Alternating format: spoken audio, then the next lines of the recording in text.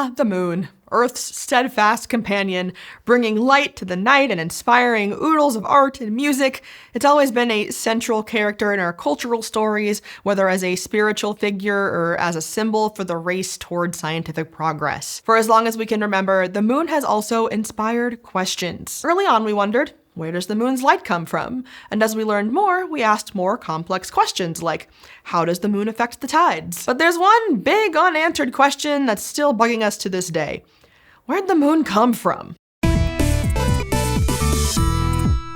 The first thing you have to understand about our moon is that it's weird. Our moon is about 81 times less massive than Earth, and that's really strange because most moons in our solar system are truly tiny compared to their planet. Like, most of these satellites orbit planets more than 1,000 times their mass. The only other oddball in our solar system sits at the other extreme, the dwarf planet Pluto and its so-called moon Charon, which is only about 8 times smaller than Pluto.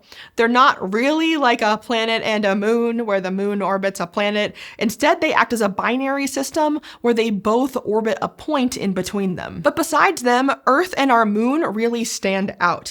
We can't glean any clues from the rest of our solar system regarding lunar origins because there are no other satellite-planet relationships quite like ours. We need to get creative to come up with theories about how the moon formed, where it came from, and why its relationship with the Earth is so peculiar. Now, if you've ever learned anything about the moon's formation, it was probably something about the giant impact hypothesis. That's the most commonly accepted theory on the moon's origin. We've made several videos about that hypothesis, including one that had a pin to go with it. As the story goes, some 4.5 billion years ago, ancient Earth was minding its business, doing its gooey lava ancient Earth thing, when a huge chunk of space rock very rudely interrupted. We call the intruder Theia, and she is assumed to have been about the size of Mars.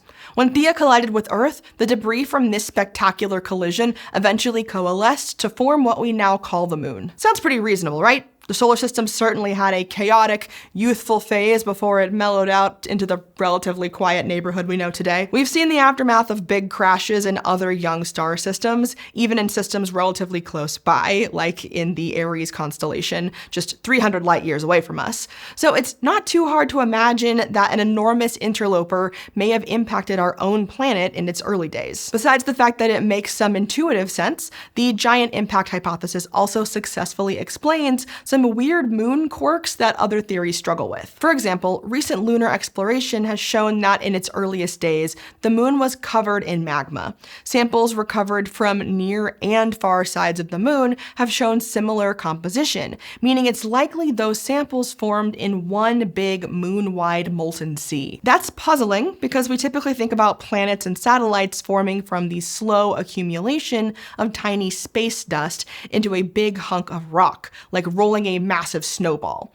But that snowballing process can't account for the amount of heat necessary to create a layer of molten rock all over the moon's surface. However, the giant impact could have created all that heat, like striking flint against steel multiplied by a gazillion.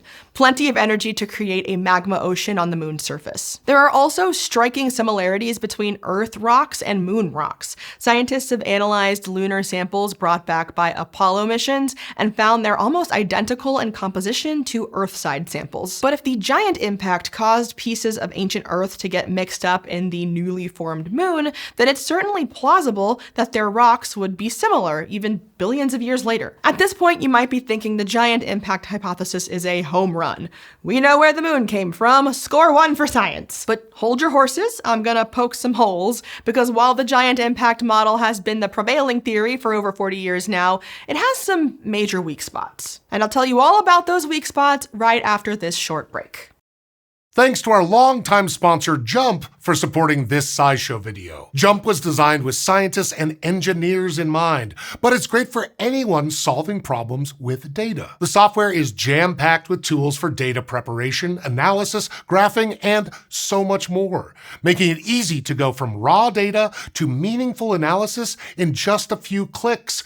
no coding required. Plus, JMP integrates R, Python, and SQL support for smooth analytic workflows. It basically doesn't matter what kind of file your data is coming from or what coding language you're working with. JMP works with the systems you already have in place. To reap the benefits of visual statistics for yourself and get a 30-day free trial, visit jmp.com/SciShow. The truth is, we know surprisingly little about the reality of the giant impact and its supposed instigator, Theia. The giant impact theory assumes that Theia would have been about the size of Mars, or about 1/10 the mass of the Earth. That's the most popular version of this theory, but it's not the only possibility. Researchers have run computer simulations over a range of masses for Theia, from Mars size to over double that, and they found that despite the range of mass inputs, many of these scenarios could have created similar impact outputs. We also don't know where Theia actually came from. Recent research suggests that Theia formed in the inner solar system based on the chemical composition of samples taken from the Earth, the Moon, and meteorites. Theia may have even formed closer to the sun than the Earth. But if they formed so close to each other, why didn't they collide sooner before they were both so big? Some scientists have proposed that Theia got caught between a space rock and a hard place. Theia could have been pinned between the gravitational forces of the Earth and the sun at a point of gravitational equilibrium called a Lagrange point. It's possible that it hung out there, gradually accumulating dust and space junk until it got massive enough to escape and set a collision course with Earth. This theory is possible, but other studies suggest perhaps Theia formed in the outer solar system after all. The jury's still out, partly because the biggest remaining question is just a major problem with the giant impact theory in general.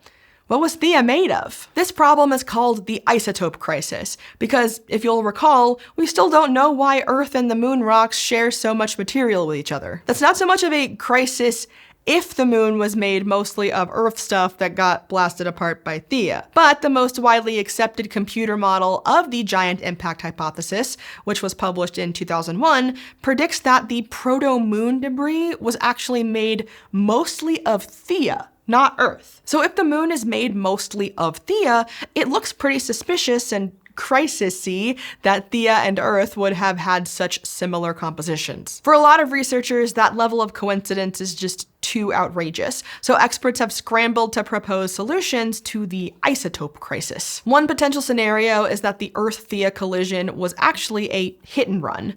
The canonical giant impact model depicts the collision as a slow graze, but hit and run proponents say it's possible that Theia hit Earth fast and at a steep angle. That could have churned up more Earth debris, leading to a moon comprised more of Earth than of Theia. Another option is the merger model, which assumes Proto-Earth and Theia were actually two bodies of similar size, instead of Theia being much lighter. This would result in a more powerful collision that thoroughly intermixed the material between those two bodies. Then both the Earth and the Moon would have formed from that mixture of the same basic stuff. The final option is a bigger bang.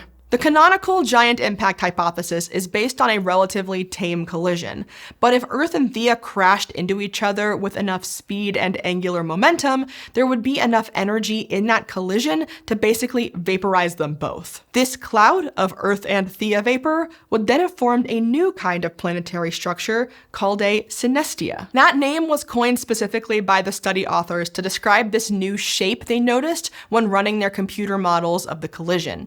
It's a combination of the Greek prefix syn, meaning together, like in synthesis, and the name of the Greek goddess Hestia, who represents home, hearth, and architecture. So synestia means the assembly of our home. That is so sweet. Anyway, this energetic vapor cloud would be spinning so fast that the synestia would become a donut-y shape, where the material is denser around the rim and emptier in the middle. As the spinning donut cooled down, it would have eventually settled into Earth and the moon. And much like the merger model, they would both be made from the same stuff, explaining their similar compositions. These are all essentially variations of the giant impact model tweaked to patch the original model's leaks.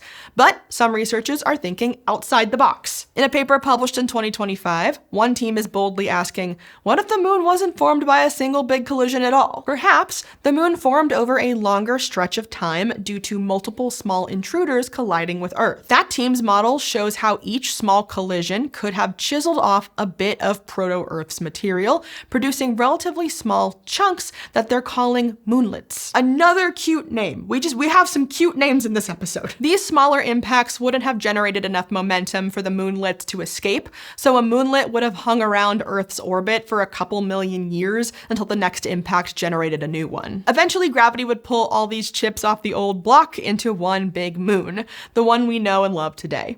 And because the moonlets are just chunks chipped off proto-Earth, it would explain the isotope crisis pretty well. Now, this team isn't the first to propose a multiple impact scenario, but it's the most realistic one yet. This model demonstrated that 3 moonlet-generating impacts could have led to our moon's formation, whereas other simulations required 20 or more impacts to make this work, and that's a lot of gravitational chaos for all those poor, untethered moonlets to withstand. Basically, fewer impacts implies larger moonlets that are less likely to accidentally escape Earth's orbit and be lost forever in the solar system.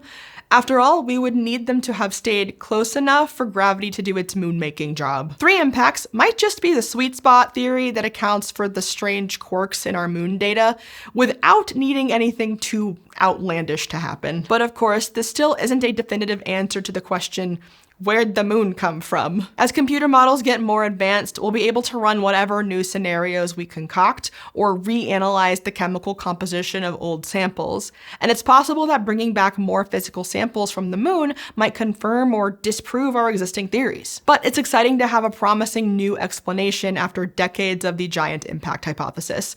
The 3 impacts hypothesis is a compelling alternate theory for scientists to consider. The moon continues to inspire us, even if it remains kind of a mystery.